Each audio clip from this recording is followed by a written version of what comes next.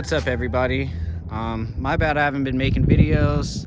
I've had GoPro issues and mic issues. My GoPro won't connect to the microphone anymore. Out of nowhere, it just stopped working. So I've been going over that and trying to figure that out. I've probably filmed about 6 videos and it just keeps cutting out and I can't use any of the footage. So it's been super frustrating. And that combined with the weather, it being 110 degrees out here every day, it's been super hard to get out and make a video for you guys. But I just wanted to do this quick video on my phone and kind of go over my new bike. In my last video, I was talking about selling the Sportster and buying a Dyna, and it's exactly what I did. The next day, went online, posted the Sporty, and it sold within 24 hours. I drove up to Salt Lake the next day and picked this thing up, completely stock, 11,000 miles on it. And yeah, I've been loving this bike. It took me a minute to get it set up, and I probably should have made a couple videos on setting it up and putting all the parts on it, but I just got eager, and as soon as they came in the mail, I would throw them on. But yeah, I just wanted to make a quick walkthrough video and kind of show you guys the parts that I have on it and everything I've done to it so far. And if you want to set your Dyna up to wheelie, this will be a good video. Yeah, we'll just go from the front to the back and I'll go over the parts that I have on it real quick. So up front, if you want to wheelie, there's 3 main things you need to do to these Dynas.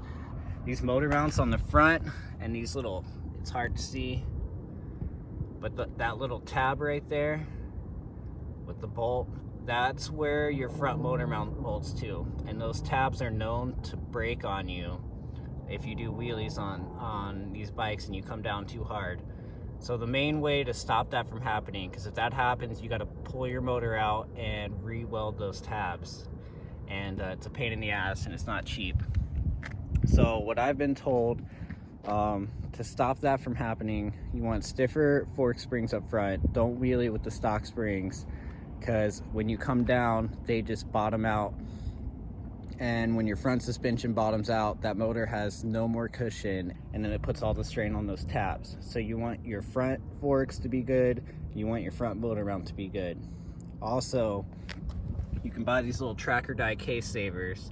They sit up under the motor and they kind of absorb some of that impact from the motor. You definitely want to do an oil pickup mod. What that is pretty much there's an oil pan up under the motor right here. You drop that out, and usually the oil pickup is about right here up at the front of the motor. You add a little pipe and you just extend that pickup to the back of the oil pan, so that when you're back at 12 o'clock and all the oil rushes to the back of the pan, you can still pick up the oil. That's really important if you're going to be doing like long wheelies.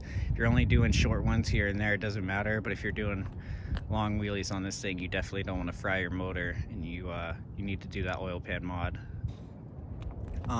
Next, I just have this is a stock crash bar off a Dyna, nothing special about it.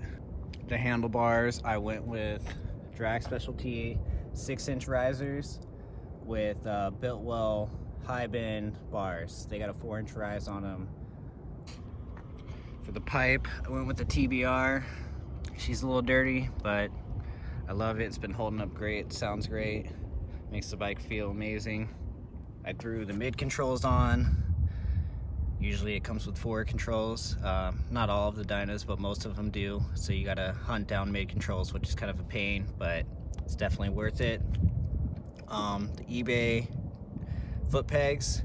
If you buy these eBay foot pegs, I haven't had any issues with these, but I bought another brand and the bolt doesn't bolt from out here. It bolts back here. So all of this right here is just empty. There's nothing here. And the problem I had was there's only about that much thread in that bolt.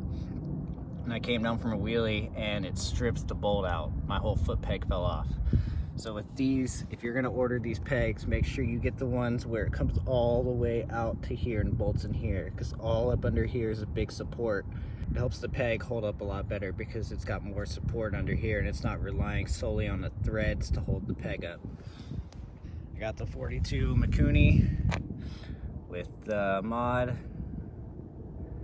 People keep asking me about that mod. It's just you drill a little hole right there, right on the corner of the carb on the front, and then you cap off the overflow up underneath right here.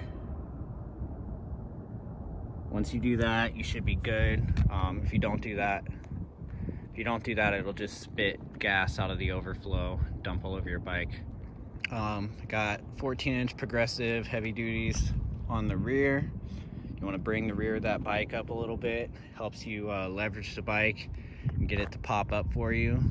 They have a longer wheelbase than a Sportster, and they're also lower, so you sit down more in the bike and not so much on top of the bike. So these bikes are a lot harder to wheelie. It took me probably about 20 clutch ups to get the bike to actually pull up on me. It was super frustrating when I first got it, because the Sporties, they just come right up, no problem. This one, you got to work for it. Tire pressure matters, rear tire brand matters, the asphalt matters for the ground. Everything matters. It makes it easier or harder to wheelie with these bikes.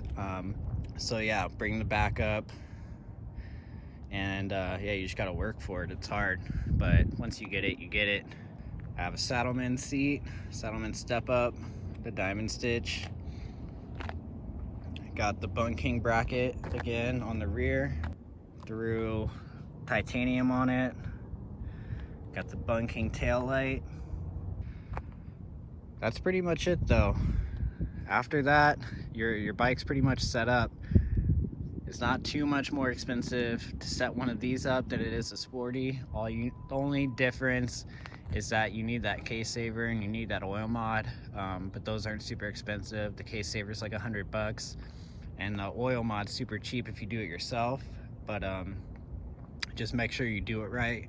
You got to thread that little oil hole, and you have to screw the pipe into it, and you need to make sure you use, I don't know if they use Loctite or RTV or what, but maybe a mix of both. But you got to make sure that it's not going to back out on you with the oil, and you got to make sure it stays threaded and seated in. So I found a dude local in Vegas that would do it for me, super cheap, so I went that route. I didn't want to risk doing it myself, but you can look up, I'm sure there's videos online, and a bunch of people have probably talked about it on forums and stuff, so you can look it up and see what everybody's doing. But that's important. If you're going to be wheeling these things, you don't want to fry your motor, so definitely do the oil pickup. Sorry again, I haven't been making videos. The GoPro issue and the mic issue has just been super frustrating. That combined with the weather, it's just super hard to get out and make videos for you guys. But I'm gonna try to figure that out, and I'll start making more videos on the Dyna, and hopefully show you guys my progress on this. I've been trying to drift this thing around and get J-turns down, and rolling burnouts better. So there'll be some cool videos coming for you guys for sure. I'll go ahead and start her up so you can hear what the pipe sounds like.